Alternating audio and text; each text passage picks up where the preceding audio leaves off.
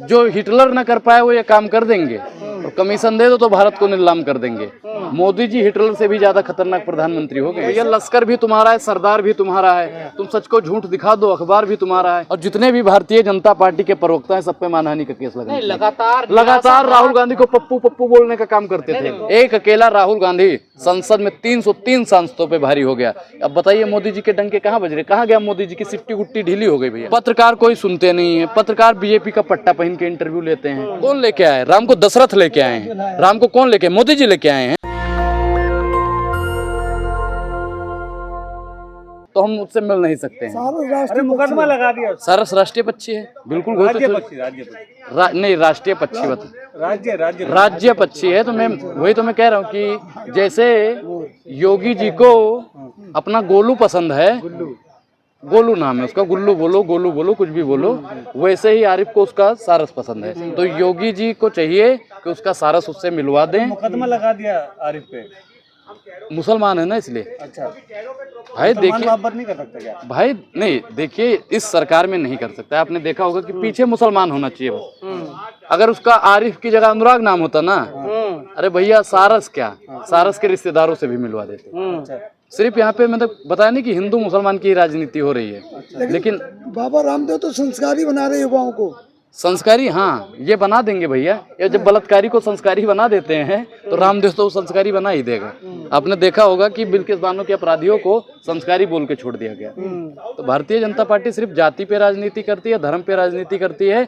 इन पे वास्तविक मुद्दों पे राजनीति करने का दम नहीं है। और वही दम राहुल गांधी ने दिखा दी कि सवाल पूछ लिया कि भैया बताइए अडानी का आ क्यों नहीं लेते हो, महंगाई का माँ क्यों नहीं लेते हो, तो मोदी जी डर गए। अब उन्होंने कहा नया डायलॉग है फिर से। मोदी जी डर गए जब उन्होंने कहा कि अब क्या किया जाए। तो उनको मतलब किसी बाबा ने उनको एक कैप्सूल बता दिया है कि कोई भी हो सब पे ईडी सीबीआई बैठा। आप तो गोली भी बांट रहे हैं आजकल मोदी जी बांट रहे हैं। मोदी जी तो कह रहे हैं डर गया विपक्ष, एक ही कार्रवाई से सब इकट्ठा हो रहे हैं। एक अकेला 303 पे भारी। आप लोग क्या कहते थे? एक अकेला सब पे भारी। एक अकेला राहुल गांधी संसद में 303 सांसदों पे भारी हो गया। अब बताइए मोदी जी के डंके कहाँ बज रहे, कहाँ गया मोदी जी की सिफ्टी गुट्टी ढीली हो गई भैया एक ही बार में। कैसे हो गया? कैसे हो गया आपको नहीं मालूम है? पूछ लिया अडानी का काहे नहीं लेते हो? क्योंकि ये अडानी का घोटाला नहीं है, मोदी का घोटाला है। अडानी का तो इसमें कुछ नहीं है भैया। अडानी तो एक काम करने वाला वर्कर है। सड़कों पे सारा पैसा काट रहे हो, सड़कों पे हंगामा कर रहे हो। हम तो कह रहे भैया अगर प्रशासन हमें संसद के बाहर दे तो हम संसद के बाहर भी ईंट से ईंट बजा देंगे। संसद गिरेंगे। मैं क्या कह रहा हूँ कि बजट सेशन चल रहा है। मैं क्या कह रहा हूँ कि चक्का जाम करना चाहिए, रेलवे जाम कर देना चाहिए, सड़क जाम कर देनी चाहिए, संसद जाम कर देना चाहिए। तभी ये प्रधानमंत्री अपनी गलतियों का एहसास करेगा। अब ऊंट पहाड़ के नीचे तो आ गया है। मोदी जी तो अभी माफी मांग लेंगे 2-4 दिन के अंदर राहुल गांधी से, और वहाँ कोर्ट में भी जाके बोल देंगे भैया क्यों माफी मांगेंगे राहुल गांधी से? माफी क्यों मांगेंगे? सदस्यता रद्द करवा दी तो माफी नहीं मांगेंगे। कोर्ट का फैसला, कोर्ट के फैसले को हम मानते हैं, लेकिन कोर्ट में ही जाके मोदी जी माफी मांगेंगे। गलती हो गई। अब जनता उनके साथ आ रही भैया। देख लीजिए कि देश की 135 करोड़ जनसंख्या आज उनके साथ है राहुल गांधी के। सबके घर पे भैया पोस्टर लगा है, मेरा घर राहुल गांधी का घर। और भैया मैं तो कहता हूँ मेरा घर राहुल गांधी का है। अरे भैया पहले दादी छीनी, फिर पिता छीन लिया, सांसदी छीन ली, घर छीन लिया। अरे भैया तुम छीन लो।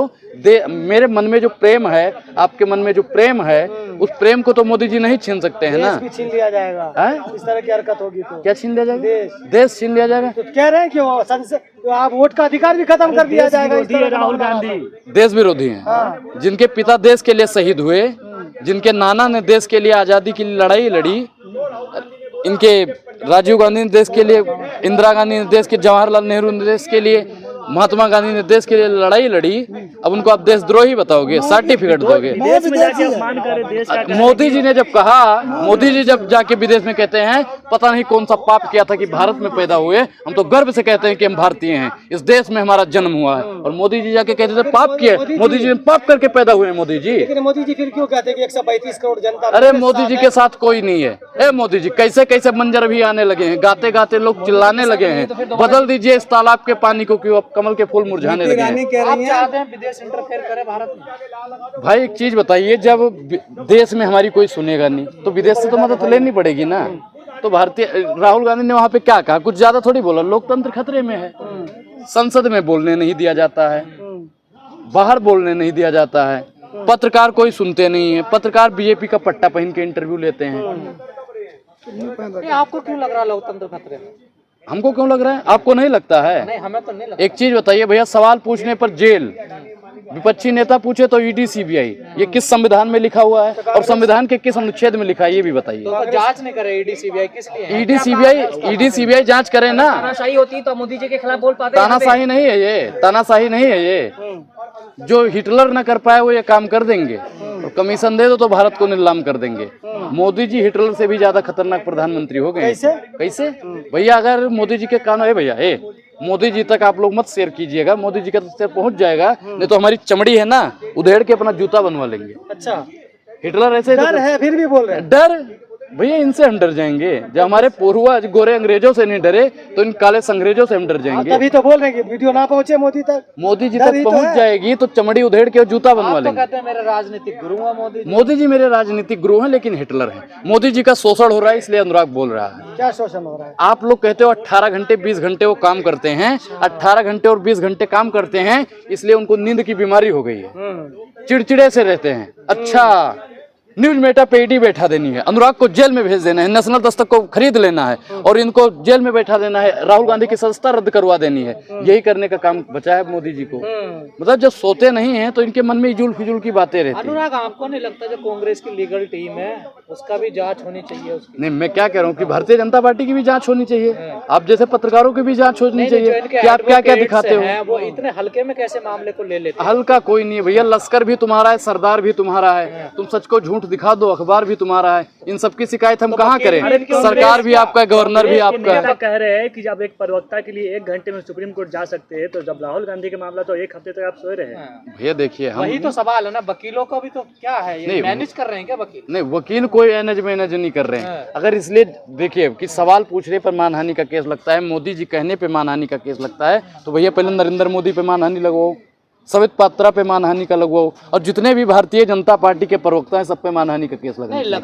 लगातार राहुल गांधी को पप्पू पप्पू बोलने का काम करते थे। कांग्रेस के जो वकील हैं लगातार उन्हें निराशा हाथ लग रही, तो आखिर वजह क्या है? मैं क्या कह रहा हूँ कि सिस्टम पे बैठे हुए लोग किसके हैं, सिस्टम पे बैठे हुए लोग किसके हैं बताइए ना। ऐसा तो नहीं है सभी लोगों के साथ ऐसा हो रहा है। बिल्कुल हो रहा है, बिल्कुल। मैं क्या कह रहा हूँ कि विपक्ष को भैया कोई सुन नहीं रहा है, और जब तक विपक्ष को सुनोगे नहीं, मैं तो देश के 135 करोड़ जनसंख्या से कहना चाहता हूँ, सब एकजुट हो जाओ, सब एकजुट हो जाओ।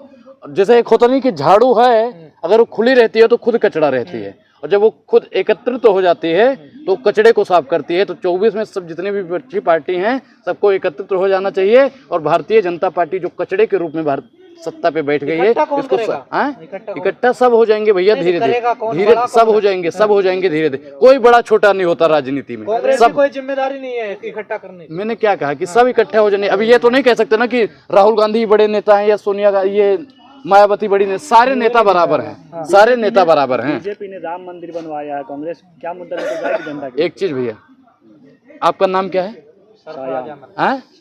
सायान नाम है इनका। इन्होंने कहा कि राम मंदिर बीजेपी ने बनवाई है, तो ये बात आज इन्होंने साबित कर दी कि राहुल गांधी की सदस्यता भी बीजेपी ने रद्द करवाई है। ये बात सिद्ध हो गई ना। अमित शाह कह रहे हैं, हम थोड़ी कह रहे हैं, अमित शाह कह रहे 24 में भव्य राम मंदिर बनकर तैयार होगा। इसमें तो हमने कुछ कहा, हमने तो यही बोला है ना कि राहुल गांधी की सदस्यता कोर्ट ने नहीं, भारतीय जनता पार्टी ने रद्द करवाई है। जब भारतीय जनता पार्टी डरती है तब भी भैया ईडी और सीबीआई का दुरुपयोग कर चुके हैं। जो राम को लाए हम उनको लाएंगे, तो हम तो कहते हैं जो ताला खुलवाए थे हम उनको लाएंगे, 24 में फिर से राहुल को जिताएंगे। क्यों नहीं जा रही है कांग्रेस ऊंची अदालत में? क्यों नहीं जा रही है भैया? मैंने अभी क्या बताया कि लश्कर भी तुम्हारा है, सरदार भी तुम्हारा है। मैंने बोला एक बात जो अभी कहा कि जो ताला खुलवाया है, हाँ हम उनको लाएंगे। ताला खुलवाया, ताला किसने खुलवाया? बिल्कुल ताला उन्होंने खुलवाया था। और राम को भैया, राम पे सवाल करने की जिसने भी हिम्मत की, राम को लाए। मतलब भाई एक चीज देखो, दिमाग से सोचने वाली बात है। श्री राम में मेरी आस्था है, मैं राम का चेला हूँ। और जिसने भी ये गाना गाया है ना, मेरे सामने जिस दिन आएगा उससे मैं एक सवाल जो पूछूंगा जरूर। उसने क्या कहा? जो राम को लाए हैं हम उनको लाएंगे। इसका मतलब राम वहाँ पे नहीं थे। आपने कहा आप अयोध्या से आते हैं, उसी क्षेत्र से। आपने कहा जिसने गाया है वो बंदा गाने वाला राम मंदिर के सामने जब योगी जी जा रहे थे तो ये गाना गा रहे थे खुले मैदान में, हम वहीं थे। ये वाला हम क्या कह रहे हैं कि हम नहीं थे ना, हम नहीं थे ना। और कन्हैया मित्तल जिस दिन मेरे सामने आएंगे मैं तो पूछूंगा कि राम को मतलब कौन लेके आए? राम को दशरथ लेके आए हैं, राम को कौन लेके? मोदी जी लेके आए हैं, मोदी जी लेके आए हैं राम को। टेंट में छोड़ दिया जिसने, किसने? कांग्रेसियों ने। इन्होंने गाना क्या गया? जो राम को लाए हैं हम उनको लाएंगे। फोटो नहीं देखा था राम, कल भी नहीं बजाया। एक चीज बताइए, एक चीज बताइए, क्या दशरथ जी फिर से लाओगे? रामचरितमानस में तो लिखा है कि दशरथ सा न हुआ है न होगा। अब बता रहे हो जो राम को लाए हैं हम उनको लाएंगे। राम का अपमान है और ये अपमान हिंदुस्तान नहीं सहेगा। नेशनल दस्तक की आपसे गुजारिश है कि अगर इसको बचाना चाहते हैं तो नेशनल दस्तक को सब्सक्राइब करने के लिए रेड कलर के सब्सक्राइब बटन को दबाएं, फिर बेल आइकन की घंटी दबाएं। नेशनल दस्तक को बचाने के लिए बहुत जरूरी है कि हर खबर को शेयर करें, लाइक करें, कमेंट जरूर करें।